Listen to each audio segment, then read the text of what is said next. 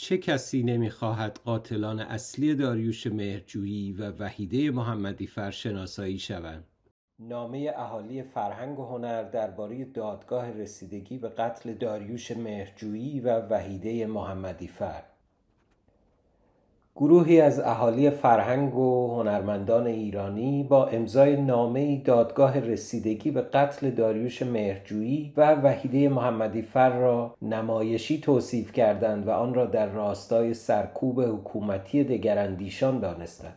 در بخشی از این نامه آمده: ما برای دادگاه رسیدگی به قتل داریوش مهرجویی و وحیده محمدی‌فر که با تکیه بر تحقیقاتی ناقص و کیفرخواستی پر ایراد با شتابی چشمگیر به کار خود پایان داده است، هیچ مشروعیتی قائل نیستیم.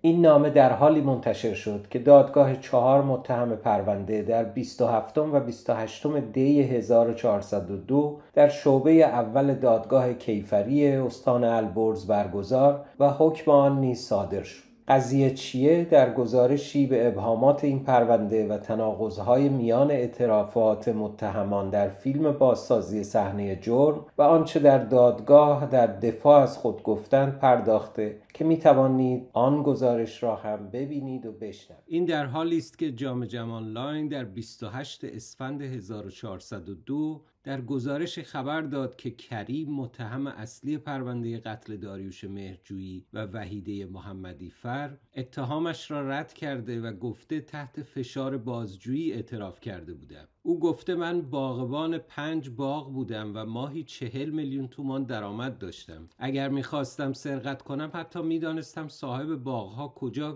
کلید گاو صندوقهایشان را میگذارند.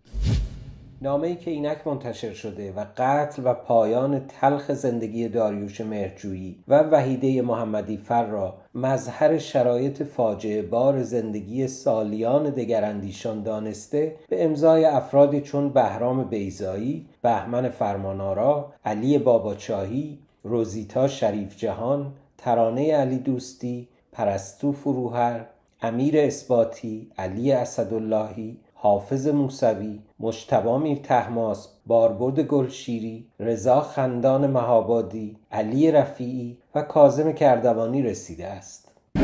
اما فکر میکنم که پرونده آقای مهرجویی و همسرشون درست پیگیری نشده.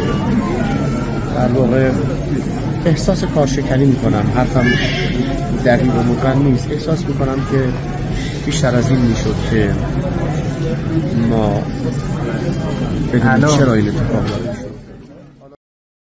نکته قابل توجه این نامه پیوست حقوقی آن است که مرضیه محبی وکیل دادگستری و حقوقدان به بررسی تناقضات و ابهامات موجود در این پرونده و بررسی داده‌های این جنایت پرداخته و روند تحقیقات تا محاکمه و صدور رأی را تحلیل کرده است.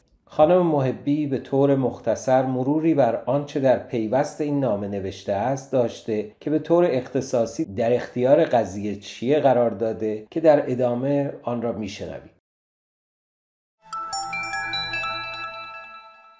در پرونده داریوش مهرجویی کارگردان پرآواز ایرانی و همسرش خانم وحیده محمدی‌فر، دستگاه قضایی به جای اون که به شیوه‌های نوین پلیس علمی متوسل بشه، به جای اون که از تجهیزاتی که ما میدونیم و در پرونده‌های امنیتی و سیاسی با بوق و کرنا بهش اشاره کردن بهره‌مند هست برای کشف جرم و متهمین، اما از این تجهیزات و از این امکانات یا استفاده نشده یا اینکه اگر هم استفاده شده نتایج اونها در پرونده منعکس نشده. در این پرونده به فاصله 2 یا 3 روز پس از وقوع قتل چند نفر دستگیر شدن که تبعی کشور افغانستان هستند و ما میدونیم که قبلا هم فضاسازی های خاصی در رابطه با این موضوع به طرز مشکوکی صورت گرفته بود. اینها از این متهمین 2 نفرشون کودکن. متاسفانه حسب معمول جمهوری اسلامی از کودکان افغانی به عنوان مرغ عزا و عروسی استفاده کرده و بار این جنایت رو هم بر دوش اونها گذاشته. حتی اگر اینها مرتکب چنین جنایتی هم شده باشند، هیچ بررسی صورت نگرفته که عاملین واقعی کشف بشن، به دلیلی که انگیزه هایی که عنوان شده یا کذب غیر واقعیه و یا اساساً انگیزه ای نیست که منتهی به قتل بخواد بشه.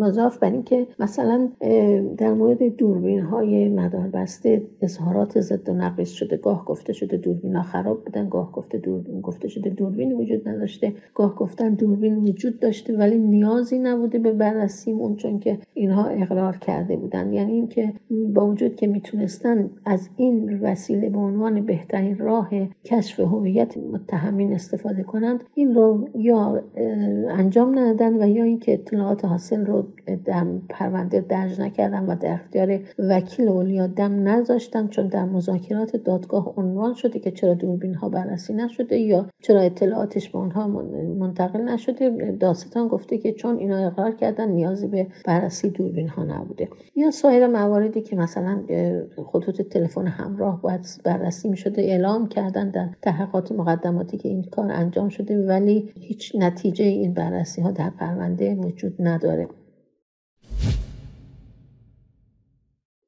علاوه بر اینها متهمین اقوالشون در صحنه قتل در مصاحبه‌هایی که انجام دادن با آنچه که در رسانه ها منتشر شده دچار تعارض و تناقض. متاسفانه یک داستان سرایی شده که به نظر میرسه ناشیانه هم عمل شده، تمام جوانبش با هم در واقع هماهنگ نکردن. اینه که مجموعه این اوضاع احوال حکایت از این داره که قتل غیر از اینه که اینها ادعا میکنن یا متهمین اینها نیستند، مجرمین و قاتلین اینها نیستند، یا اگر اینها هستن عامل دیگری داشته که همه تلاش دستگاه قضایی و امنیتی و انتظامی بر این بوده که از دسترسی به سرنخ‌های اصلی ممانعت بشه.